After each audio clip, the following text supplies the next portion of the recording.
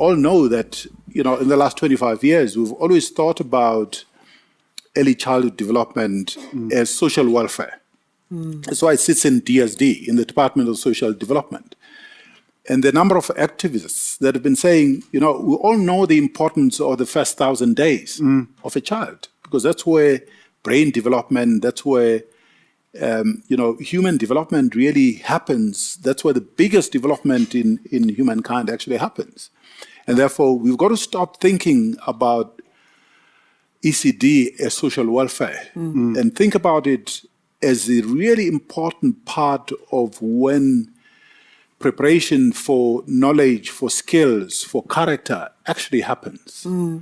And that led to, that activism led to submissions to the ANC policy conference last year, and that decision has been made that ECD is going to be moved from DSD to basic education. Yes, the implementation of that may take a while. So I've just quoted 3 examples of how activism by players has changed policy in fundamental areas that are addressing some of these issues about unemployment and inequality. Because very often, politicians, we've had 5 ministers of education, and each one of them thinks about their term.